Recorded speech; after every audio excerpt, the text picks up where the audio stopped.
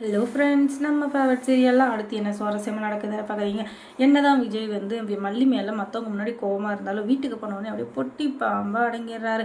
அது இப்போ தானா அப்படின்னு சொல்லிட்டு பார்த்தீங்கன்னா எப்போவுமே அப்படிதாங்க. அந்த ரேணுகா முன்னாடி ரேணுகாவை தூக்கி வச்சு பேசிட்டாரு. ஆனாலும் அதுக்காக மல்லி வீட்டுக்கு வந்த உடனே மல்லியை எந்த விதத்துலேயும் ஒரு குறைச்சலை நடத்தலை. அதுவும் இல்லாமல் மல்லிக்கிட்ட இப்படி பேசுறதுக்கு காரணம் வந்து அந்த ராஜேஸ்வரி நான் ரொம்பவே டென்ஷன் பண்ணி விட்டுட்டா. அவள் வந்து என்ன நீ வந்து 2 பொண்டாட்டி வச்சு மெயின்டைன் பண்ணுற, அதுக்காக சொத்துல வந்து 2 பங்கெல்லாம் கேட்கக்கூடாது. ஏன்னா நீ வந்து எவ கூட வேணால் இருந்துக்கோ, எனக்கு அதை பற்றி கவலை இல்லை.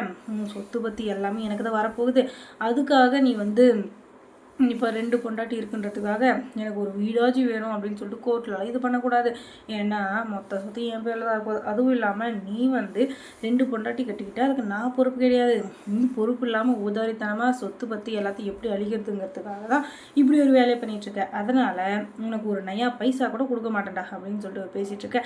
நீ யார் எனக்கு பாவம் பார்த்து கொடுக்கறதுக்கு? உனக்கு எந்த தகுதியுமே இல்லை. நீ யார் அப்படி இப்படின்னு சொல்லிட்டு கேட்க, என்னவே இப்படி பண்ணுறியா?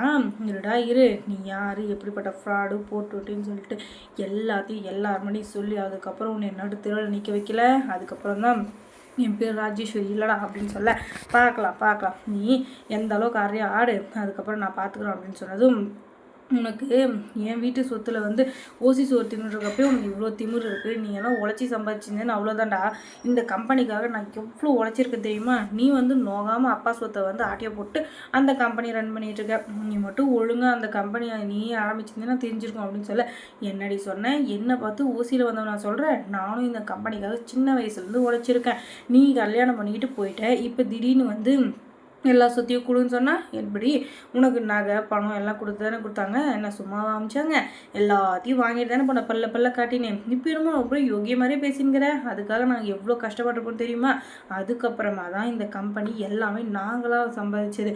என் அப்பாவும் நானும் ஓடுமை உழைச்சி ஓடா தேஞ்சி தான் இந்த சொத்து பற்றி எல்லாத்தையும் சம்பாதிச்சு வச்சுருக்கோம். இப்போ நோகாமல் வந்து நீ பேசிகிட்டு இருக்க அப்படின்னு சொல்லிட்டு அவர் விட்ட அடி காது இன்னும் கோயின்னு பார்த்துக்கோங்களேன். அந்த இதுலேயும் அவளுக்கு திமிரு பேச்சு அடங்கலை. அதுக்கப்புறம் வீட்டுக்கு வந்து மல்லிக்கிட்ட எல்லாத்தையும் சொல்லி கஷ்டப்படுறாரு. இப்படி தான் நடந்தது. அந்த ராஜேஸ்வரி பண்ண வேலைனால தான் ஏதோ ஒரு டென்ஷனில் பேசிட்டேன். என்னை பற்றி உனக்கு தெரியாதா மல்லி? நான் ஏதோ ஆத்திரத்தில் பேசிட்டாலும் மற்றபடி எனக்கு உண்மையில எந்த கோபமும் இருக்காது, உனக்கே நல்லா தெரியும் அப்படின்னு சொல்ல, எனக்கு புரியுங்க. எனக்கு புரியாமலாம் எதுவும் இல்லை. ஆனாலும் ஒரு சில டைமில் ரொம்பவே சுருக்குன்னு பேசிடுறீங்களா, அது எனக்கு கஷ்டமாக இருக்கணும். சரி வீடு என்ன பண்ணுறது? ரேணுகாவும் பாவம் இல்லையா? இத்தனை வருஷம் அவளோட வாழ்க்கையை தொலைச்சிட்டு இப்போ தான் நம்மளை தேடி வந்திருக்கா. அவளையும் நம்ம கஷ்டப்படுத்தக்கூடாதுல்ல அப்படின்றதும், நீங்கள் யார் யாரை பற்றி எவ்வளோ நினைக்கிறீங்க, ஆனால் என்னை பற்றி யோசிக்கிறதே இல்லை விஜய், அதுதான் எனக்கு ரொம்ப கஷ்டமாக இருக்குது அப்படின்னு சொன்னதும், சரி இனிமேல் நான் வந்து உன் மனசு நோகாமல் பார்த்துக்கிறேன் அப்படின்னு சொல்லிட்டு சொல்கிறாங்க. இன்னொரு பக்கம் ரேணுகா வந்து விஜய் வெண்பாக்கு இது வச்சுருக்கா, சூடு வச்சுருக்கா. அது ஏன்றதை பற்றி நீங்கள் கேட்கவே இல்லை. அதை முதல்ல நீங்கள் கேட்கணும். இல்லைன்னா அவள் இன்னும் ஆட்டம் ஆடிட்டே இருப்பாள். ஏன்னா அவள் ஆடுற ஆட்டம் கொஞ்சமாக நஞ்சமாக ஓவராக தான் ஆடிட்டுருக்கா. அதுவும் இல்லாமல் அவளை கேட்கறதுக்கு யாருமே இல்லை அப்படின்னு நினச்சிட்ருக்கா. அந்த நினப்பை வந்து நம்ம முதல்ல உடைக்கணும். அப்போ தான் அவளுடைய திமிரை வந்து நம்ம அடக்க முடியும். அவள் வந்து நானும் பார்க்குற ரொம்ப ஓவராக தான் போயிட்டுருக்கா. இப்போ வரைக்கும் அவள் யார் அப்படின்ற விஷயத்த நம்ம கண்டுபிடிக்கலன்னு நினச்சிட்ருக்கா. ஆனால் எனக்கும் தெரியும், இந்த வீட்டில் இருக்க எல்லாருக்குமே தெரியும். உங்களுக்கு மட்டும்தான் அது தெரியல. அதுக்காக நான் வந்து உங்களுக்கு தப்புலாம் சொல்ல வரல.